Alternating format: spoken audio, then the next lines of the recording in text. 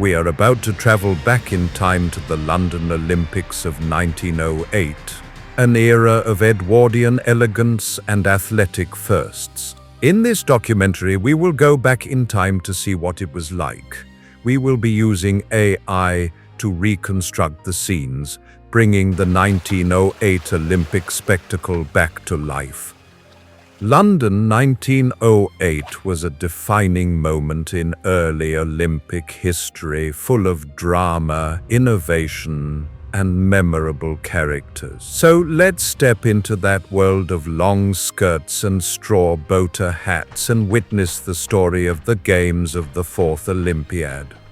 London was never meant to host the 1908 Olympics at all. The Games had originally been awarded to Rome, Italy. But in April 1906, nature intervened with dramatic force. Mount Vesuvius erupted, devastating the city of Naples.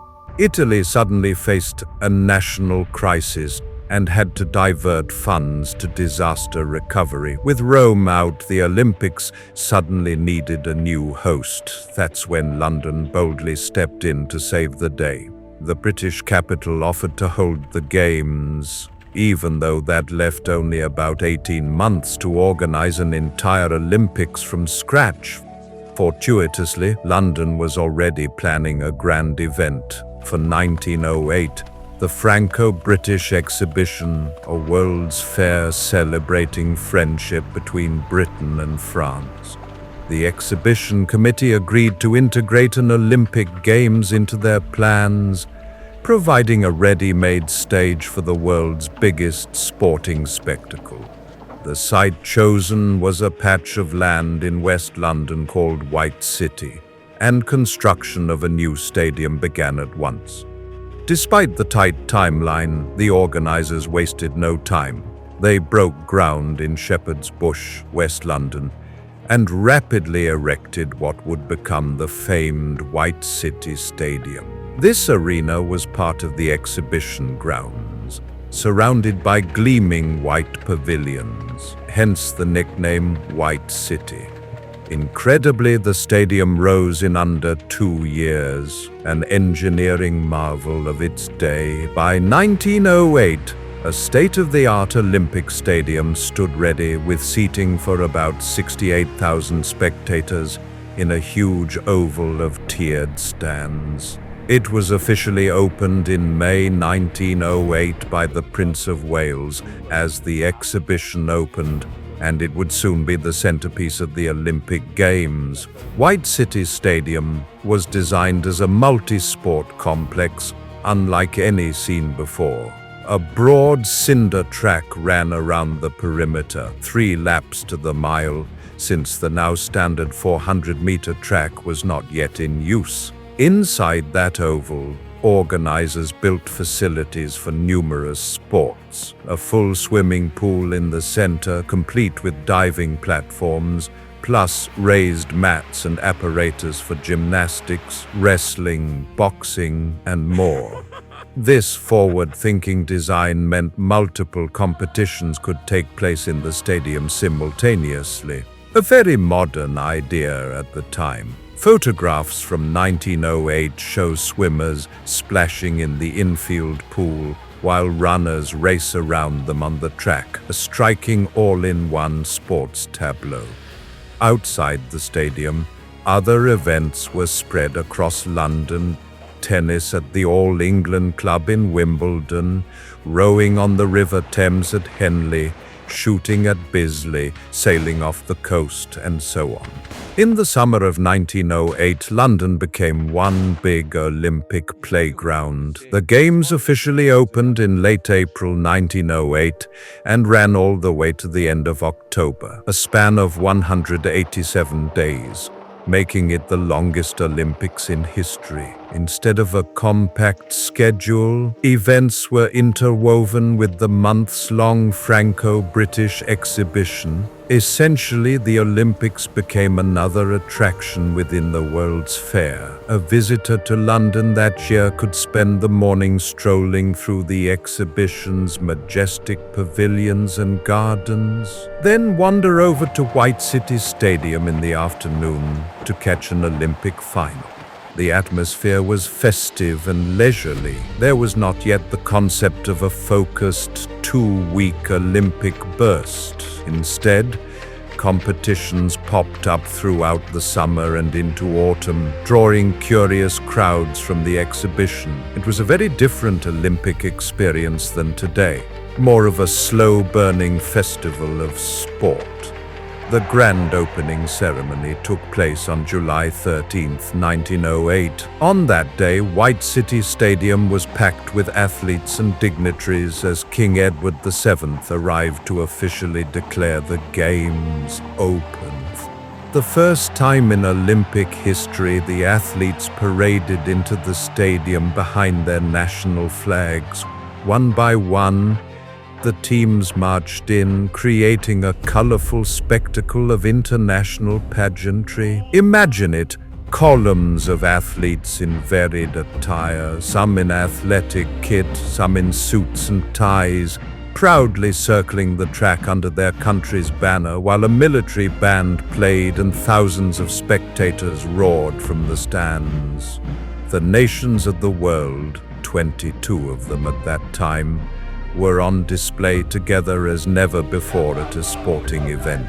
It was a stirring symbol of global unity through sport, but it wasn't without incident. Flags proved to be a sensitive matter. Finland, being part of the Russian Empire, was told its athletes must march under Russia's flag. Many proud Finns refused and chose to walk without any flag rather than not fly their own. Meanwhile, when the Swedish team saw that the organizers had neglected to display Sweden's flag atop the stadium, they felt insulted and decided not to participate in the parade at all. Then came the United States. As the American team passed the royal box, their flag bearer, a powerfully built shot putter named Ralph Rose, pointedly kept the stars and stripes upright, refusing to dip the flag in salute to the British monarch. Other countries had lowered their flags as a mark of respect. The Americans pointedly did not. An Irish-American athlete on the team, Martin Sheridan, was widely quoted as saying, "This flag dips to no earthly king." Whether he actually uttered those words or not, the defiant gesture spoke loudly. British observers were not amused, taking it as a snub to their king.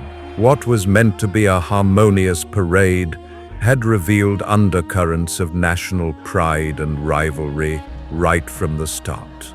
The atmosphere at that opening was thus a mix of pomp and tension. On one hand, it was a proud moment, athletes from around the globe assembled in one place, united by sport. On the other hand, you could sense the competitive nationalism in the air. British spectators waved Union Jacks and cheered heartily for their team, but bristled at the American flag incident. Many foreign athletes were equally determined to assert their nation's dignity on this world stage. In hindsight, the 1908 Parade of Nations foreshadowed the intense rivalries that would soon play out on the field.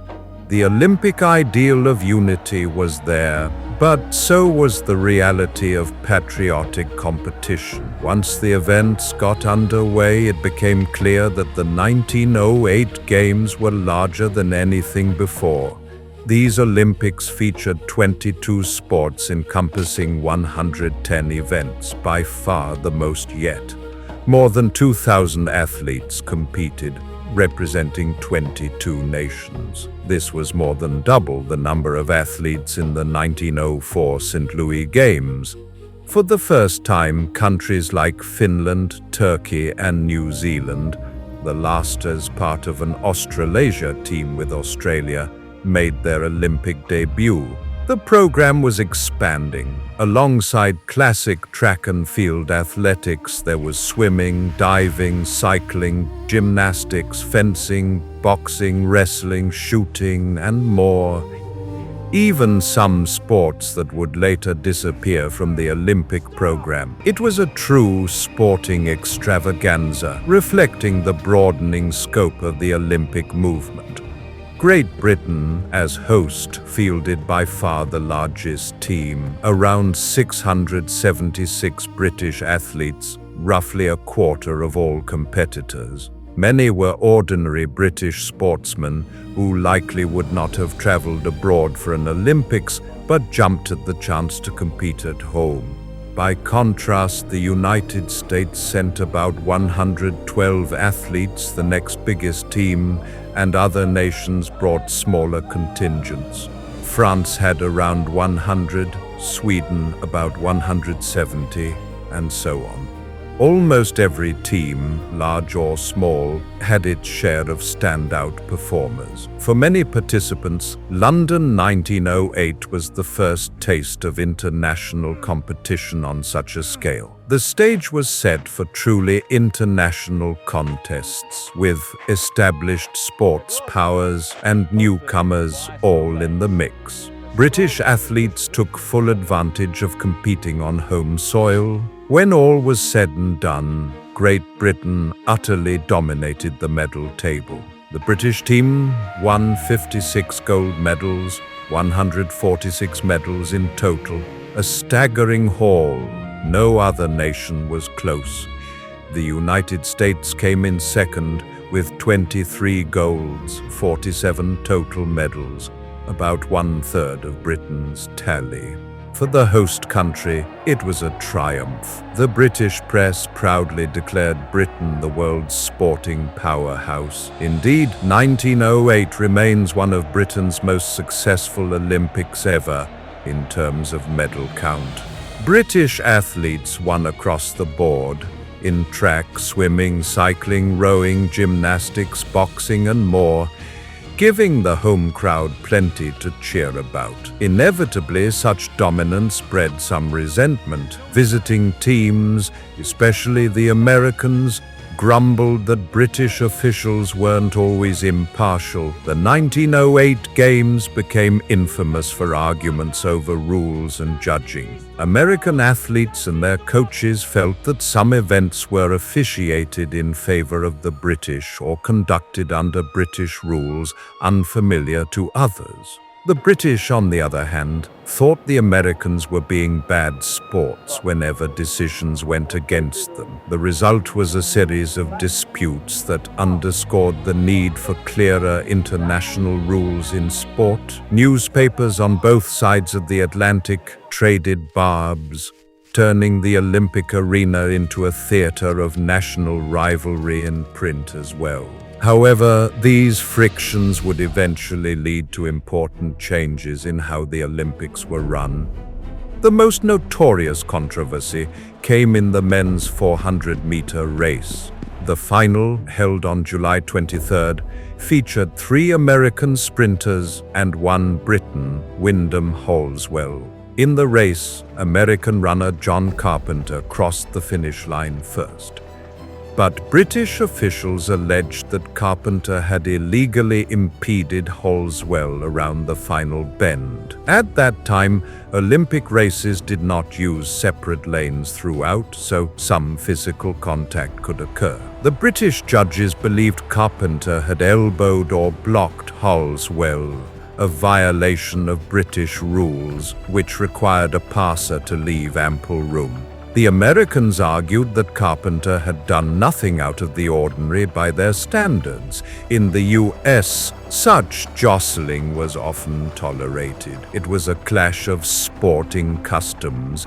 The British officials were adamant. They disqualified John Carpenter for foul running, nullifying the race, and declared that the 400-meter final must be rerun without him. In protest, the other 2 American finalists, William Robbins and John Taylor, refused to race in the restaged final. On the day of the rematch, Halswell was left as the only man on the track. Amid an awkward hush, he ran one lap alone to claim the gold medal. It remains the only time in Olympic history that a race was won uncontested. The bizarre outcome enraged the American team and stunned spectators. The 400-meter fiasco became a symbol of the transatlantic tensions. British officials maintained they were enforcing proper rules, and many in the British press applauded Halswell's victory. American observers were furious, seeing it as home-biased officiating. The controversy highlighted the need for uniform rules and neutral referees in international sport. In fact, partly as a result of incidents like this, the International Amateur Athletic Federation, IAAF, was established in 1912 to standardize track and field rules worldwide. The practice of having officials from multiple countries, not just the host nation, adjudicate events also gained support after 1908. So, in hindsight, the drama of the 400-meter in London led to reforms that would make the Olympics fairer in years to come. Another clash between Britain and the US unfolded in the tug-of-war event. Yes, tug-of-war was an Olympic sport back then. Britain had 3 teams entered, all made up of hefty London policemen from various forces, while the US had 1 team composed of athletic members of their track and field squad. When the US team faced the Liverpool police team in the first round, the Brits, digging their heavy boots into the turf, pulled the Americans off their feet and over the line with relative ease. The Americans immediately cried foul over the Brits' footwear, claiming the police boots gave unfair traction. They lodged a protest, but there was no rule against sturdy boots. The judges rejected the appeal. Feeling the odds were stacked against them, the American tug-of-war team withdrew from the competition in protest. This left the British police teams to carry on unopposed. Unsurprisingly, British teams swept the gold, silver, and bronze medals. The British press chuckled at the Americans quitting, while the Americans grumbled about British bias. The tug-of-war saga was another example of national pride colliding in sometimes petty ways. Tug-of-war would remain on the Olympic program through 1920, but it never shook off its early controversies and soon faded away.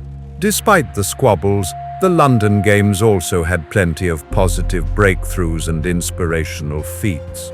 One of them was the increased presence of women athletes. The 1908 Olympics marked the first time women participated in multiple events. They competed in sports like tennis and archery, and took part in some swimming and diving demonstrations, though women's swimming races would only be officially added in 1912. It was still a very limited inclusion, around just 37 women in total, but it was a step forward.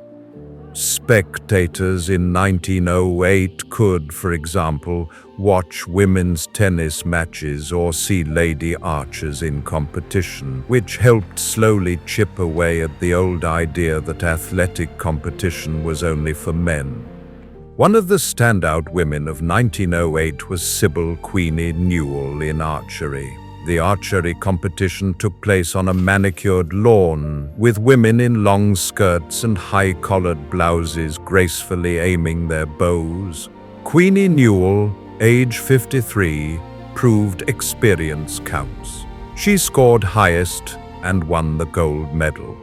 She remains the oldest female Olympic champion in history, a record that still stands over a century later. Her closest rival was another Briton, the remarkable Lottie Dodd, who took silver. Lottie Dodd had been a teenage sports prodigy in the 1880s, winning the Wimbledon Tennis Championship 5 times in her youth. Now in her late 30s, she demonstrated her all-around talent by medaling in archery. In an interesting twist, Lottie's brother, William Dodd, won the men's archery event. So the Dodd family collected both a gold and a silver in archery. It's worth noting that archery at these games was essentially a British affair. Almost all competitors were British women, ensuring a home sweep. But Newell's and Dodd's achievements were still celebrated as proof that women could compete with skill and poise on an international stage. Women also had their own events in tennis at the 1908 Olympics. At Wimbledon, the All England club, the Olympic tennis tournament saw Britain's Dorothea Lambert-Chambers win the women's singles gold medal. Chambers was a dominant tennis player of the era, a multiple Wimbledon champion, and she confirmed her status by capturing Olympic gold on home turf. The sight of women playing championship tennis in floor-length white dresses might draw a smile today, but in 1908 it was an accepted image of athleticism. The success of female Olympians like Newell, Dodd, and Chambers in London provided encouragement to broaden women's participation in future games. London 1908 also holds the distinction of introducing the first true Winter Olympic events, albeit on a small scale. In late October, after most of the summer sports had concluded, the Games hosted figure skating competitions. This was the first time a winter sport had ever been included in the Olympics. It took place at the Prince's Skating Club indoor rink in London. There were 4 figure skating events: men's singles, ladies' singles, pairs, and special figures. An event where skaters performed intricate patterns on the ice. The results made history. In ladies' singles, Great Britain's Madge Syers won the gold, becoming the first female Olympic champion in a winter sport. Syers had earlier broken barriers by entering the formerly all-male World Championships in skating. She was a pioneer for women in the sport. In men's singles, Sweden's Ulrik Salchow, the preeminent skater of the era and namesake of the Salchow jump, won the gold medal, adding Olympic glory to his 10 world titles. A German pair won the pairs event. These figure skating competitions, held months after the track events, were a curious and groundbreaking addition. London essentially previewed the Winter Olympics concept, though separate Winter Games would not begin until 1924. Several other sports made their Olympic debut in London. Diving was held for the first time. Male divers leapt off platforms into the stadium's swimming pool, astonishing onlookers with this relatively new sport. Field hockey also appeared in the Olympics for the first time, and Great Britain, fielding multiple home nations teams, won the gold as expected. London 1908 included a football-soccer tournament as well. Britain's amateur team took gold, beating Denmark in the final. And in rugby, an Olympic final was contested. Australasia, a combined Australia/New Zealand team, though effectively Australia, beat Great Britain, represented by a team from Cornwall, to claim the rugby gold medal. That would be the last Olympic rugby match for over a century, until rugby's return in the 21st century. The inclusion of these sports helped make the 1908 program remarkably comprehensive. Some of the Olympic sports in 1908 now sound quite unusual. For example, there were motorboat racing events on the Olympic schedule. Yes, motorboating for medals. A handful of entrants, mostly British, plus one French boat, competed in races on the water at Southampton. Motorboating proved impractical as an Olympic sport and never returned after 1908, but it reflects the Edwardian fascination with motor speed. The Games also featured a jeu de paume tournament, real tennis, an indoor precursor to lawn tennis, which was won by an American and never contested in the Olympics again. And even lacrosse made an appearance. A single match between Britain and Canada was held, with Canada winning the gold. Many of these niche sports made their only Olympic showing in 1908, adding a distinct flavor to these games and offering plenty of extra medal opportunities that Britain often capitalized on.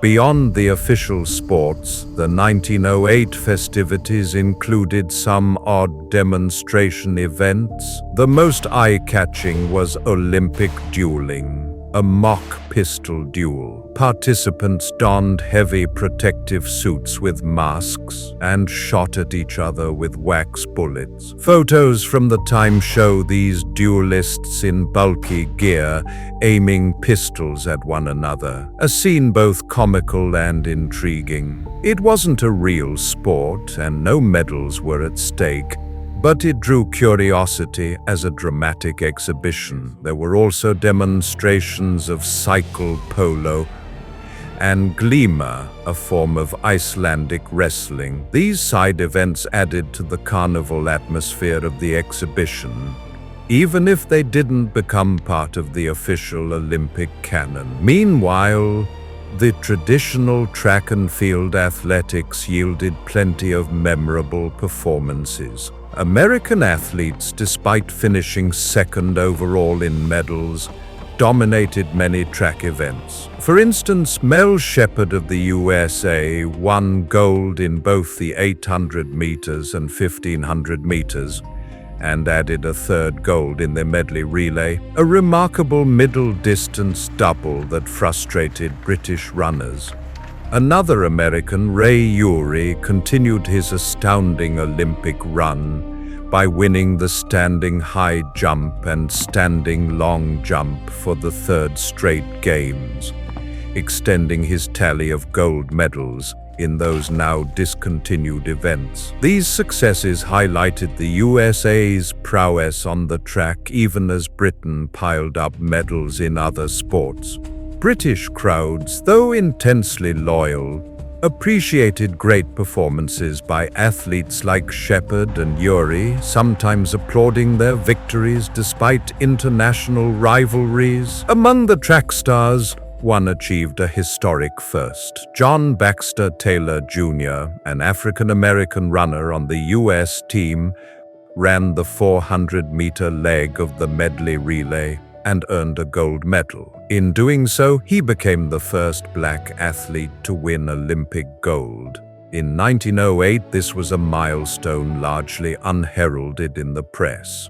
But it resonates today as a breakthrough moment. Taylor's achievement, unfortunately, was followed by tragedy. He died of illness not long after the Games, but he had secured his place in history. Of all the stories from London 1908, none captured the world's attention like the marathon. The Olympic marathon that year became an epic tale of heroism and heartbreak, one that would be told for generations. It began at Windsor Castle on a sunny July afternoon and ended in unforgettable scenes at White City Stadium. In fact, this very race is the reason the marathon distance today is standardized at 26 miles and 385 yards. The marathon started at 2:33 p.m. on July 24, 1908, in front of Windsor Castle after Princess Mary signaled the start. 55 runners set off, cheered by crowds lining the route. The course wound through the English countryside and into the city.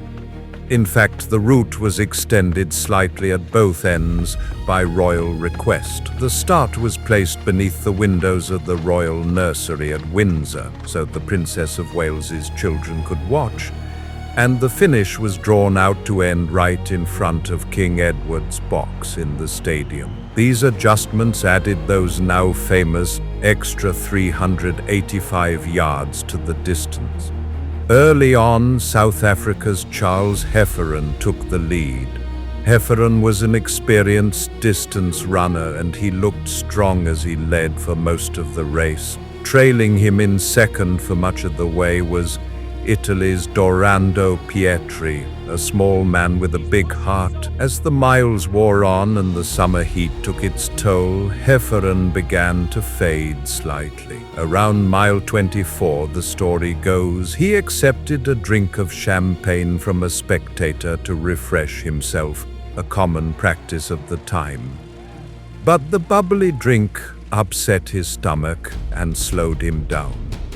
Sensing his chance, Dorando Pietri dug deep and started to close the gap. By the time the race reached the outskirts of London, Pietri had caught up to a struggling Hefferon and overtook him near the 39-kilometer mark. Pietri now led in the final miles, but he was absolutely exhausted. The day was hot, and the effort of chasing had nearly drained him. Still, he pressed on toward White City, driven by sheer willpower and the cheers of astonished onlookers along the road. Inside White City Stadium, over 75,000 spectators waited in electrified suspense. A gunshot signal announced that the first runner was approaching. Queen Alexandra and a host of fans packed the stands, ready to witness the marathon finish. Arthur Conan Doyle, covering the event as a journalist, described the tense hush as everyone watched the stadium entrance for the leading runner to appear. Finally, Dorando Pietri staggered into view, entering the track first. A colossal roar went up, but it soon turned to shock. Pietri was in evident distress. Upon entering the stadium, he suddenly turned the wrong way. Confused, officials shouted and pointed him toward the proper direction. He then collapsed onto the track. The crowd gasped. Pietri had only about 350 meters left to go, but his body was giving out. Concerned British officials rushed over. They knew the rules forbade assistance, but seeing the tiny Italian runner prone on the cinders, their instincts took over. They lifted him to his feet and encouraged him. Pietri wobbled forward. Every few dozen yards he crumpled to the ground again. Each time, officials and even doctors in white coats would bend down, help him up and send him on his way. Pietri fell at least 5 times in that last lap. The crowd was on its feet, many people shouting, "Come on, Dorando!" or simply willing him along with cheers. It was both agonizing and inspiring to watch this exhausted man refuse to surrender. After what felt like an eternity, though it was only minutes, Pietri was within sight of the finish line. 2 supportive officials virtually hovered at his elbows as he made the final steps. They practically carried him through the tape as he collapsed one final time, utterly spent, but in first place. The stadium erupted in applause and relief. Dorando Pietri had finished the marathon first, but he was completely unconscious of the moment, lying on the track as medics attended to him. A stretcher was brought out, and Pietri was taken away for urgent medical care.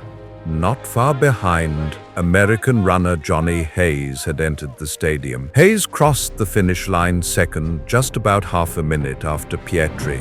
He had run a well-paced race and was in comparatively good shape at the end. The American team immediately filed a protest, pointing out that Pietri had been aided by officials, a clear rules violation. After some deliberation, Olympic judges had no choice but to uphold the protest. Dorando Pietri was disqualified. Johnny Hayes of the USA was declared the official winner of the marathon in a time of 2 hours, 55 minutes, 18 seconds. British spectators were deflated by the news. Many booed or sighed, having become invested in Pietri's plight. But the letter of the law was clear. Hayes was hoisted onto the shoulders of teammates as the marathon champion, while Pietri, recovering slowly, had literally collapsed short of a gold medal he likely would have won had he not been helped. What followed turned Dorando Pietri into a legend. The next day, at the awards ceremony, Queen Alexandra herself stepped forward with a special award.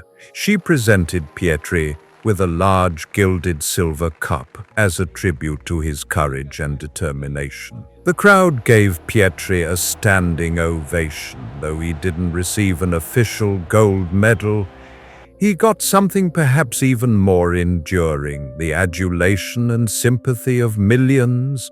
Arthur Conan Doyle had helped raise a subscription for Pietri as well to give him some financial reward for his sportsmanship. Pietri, now famous, graciously accepted the honors, and his story spread around the globe.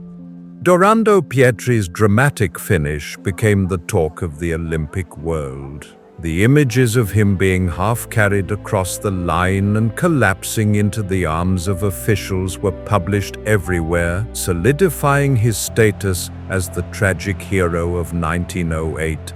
Songs were written about him, and he was invited to do exhibition races. Later in 1908, Pietri traveled to America and raced Johnny Hayes again in New York. This time under controlled conditions without help, Pietri won that rematch. The marathon debacle had one other lasting effect. The official marathon distance was standardized to match the distance run in London, 26 miles 385 yards, ensuring that every future marathon would echo Dorando's race in its length. By late October 1908, after some 6 months of competitions, the Games of the Fourth Olympiad drew to a close. London had pulled off an extraordinary feat, staging the largest, most ambitious Olympics yet on very short notice. It pioneered many features that would become staples of future games. For instance, the idea of a dedicated Olympic stadium filled with huge crowds became reality at White City. The practice of national teams marching with their flags took root despite the hiccups.